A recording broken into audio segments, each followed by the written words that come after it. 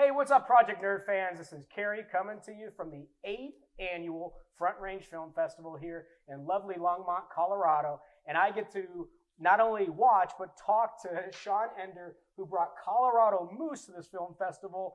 And if you didn't know, like I didn't know, there are moose, only as well as singular and plural, moose here in Colorado. Sean, how you doing today? I'm good. So tell us a little bit about your documentary.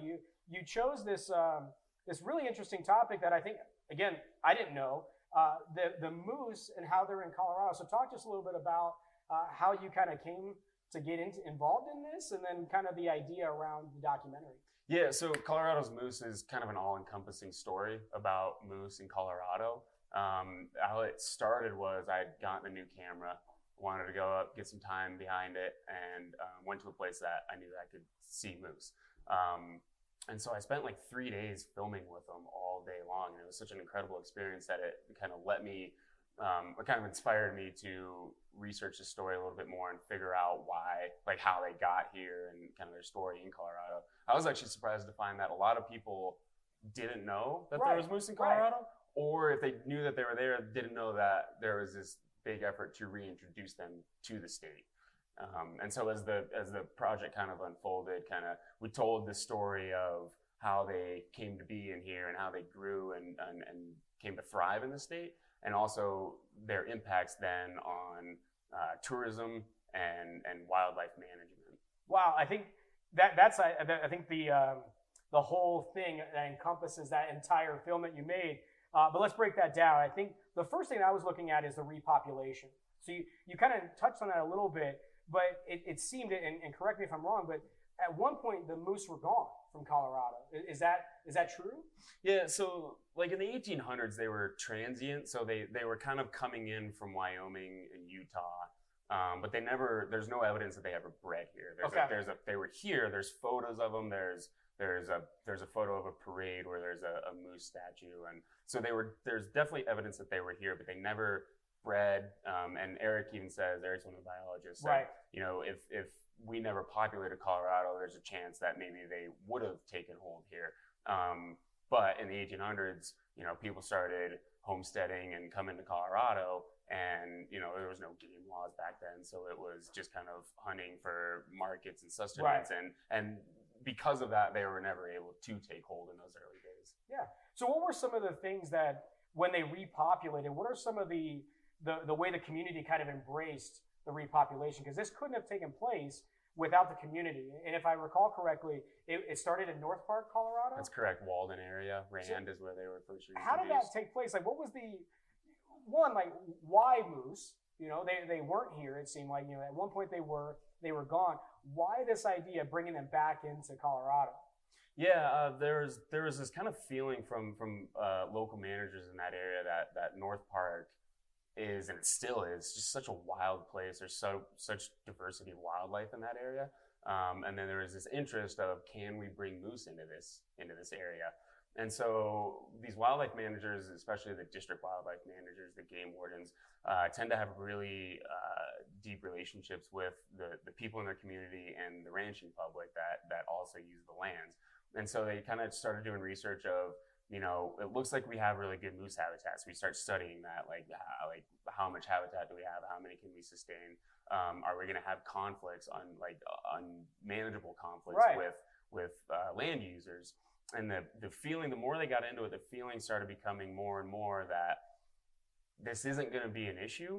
And if there are issues, we can handle those. And like the fear was, they were going to be like elk who can have, and especially in winter times, they'll come down and feed on ranchers' hay, right, supplies. Well, that's what you say. Like ranchers, in your documentary, I think it's really interesting. At the very beginning, you touch on this concept of, in Walden, in this North Park area, it really is ranching. Yeah, it is the economy. Yep. And a lot of it is cows or calves, and the need to have grass, the need to have this sustainable plot of land, and how not only what we currently have in place with wildlife, but now introducing more wildlife into that environment might affect them. What was the effect? What did they find when they started this repopulation, this small amount of moose in this area. What was the outcome? What ended up happening when they repopulated? Well, so the initial reintroduction was 12 in 1978 and 12 in 1979.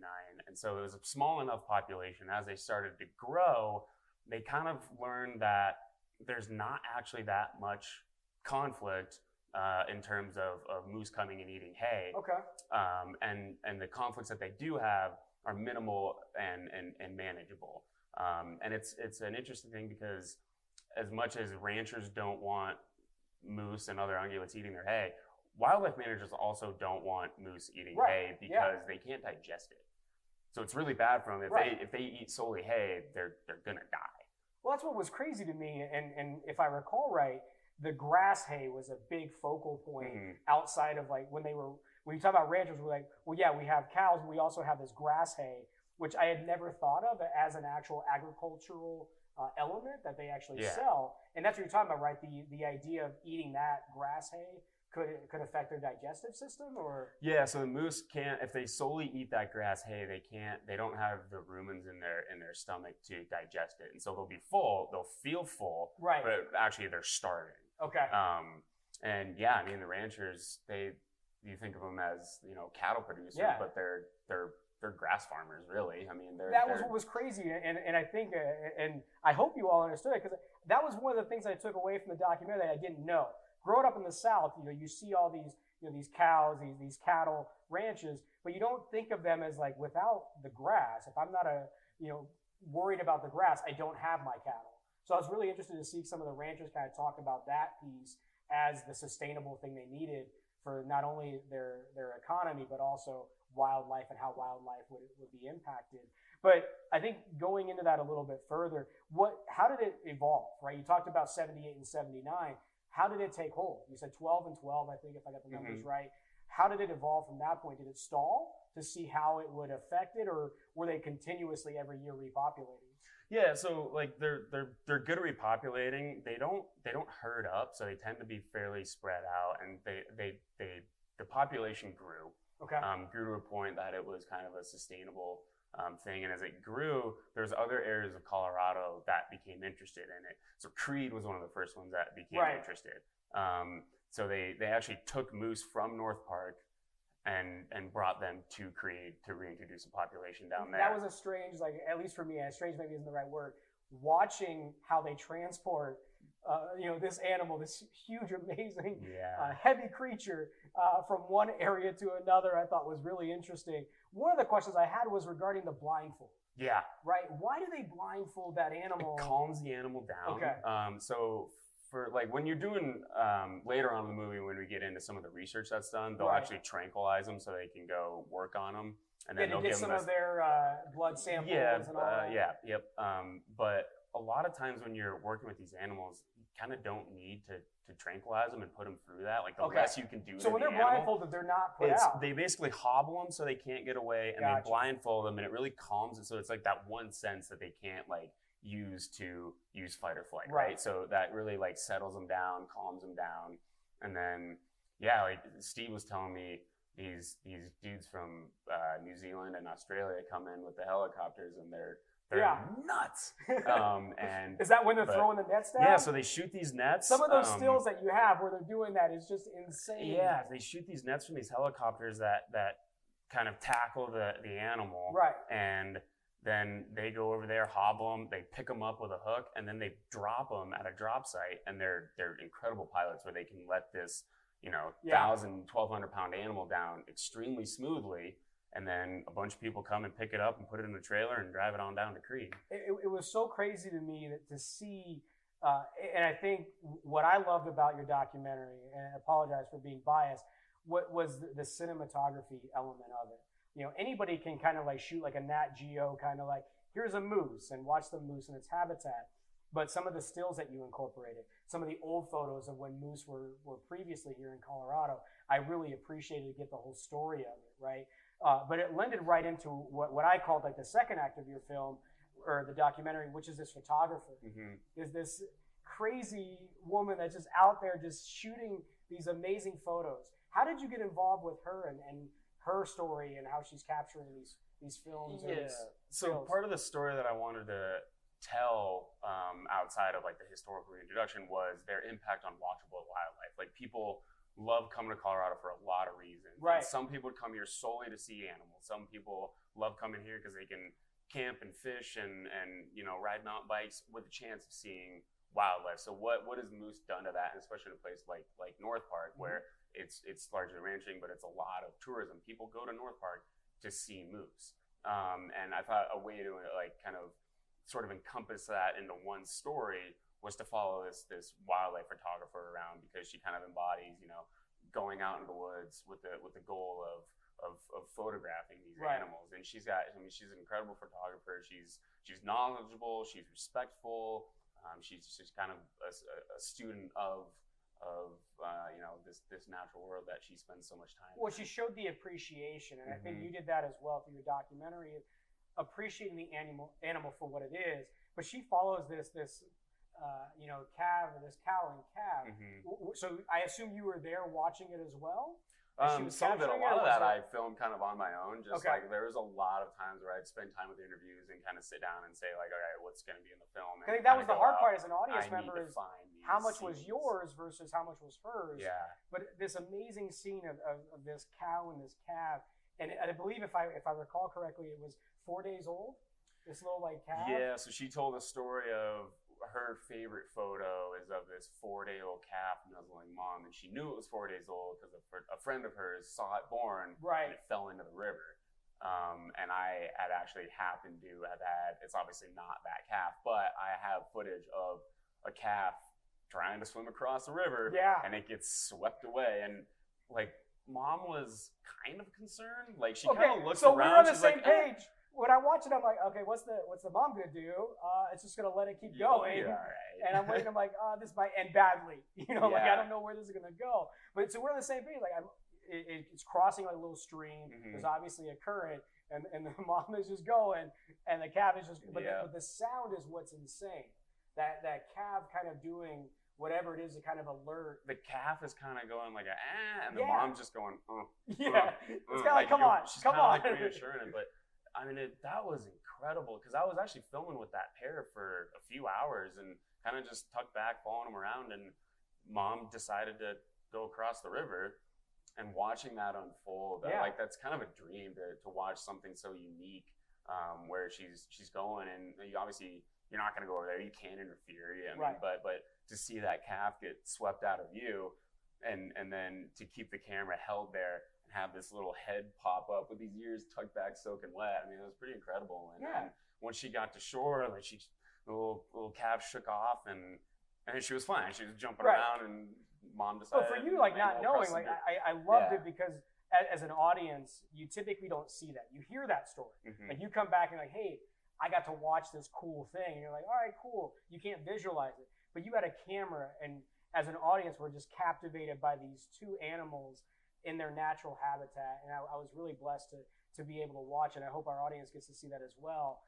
So switching it, the main part that I saw at the end was this educational piece.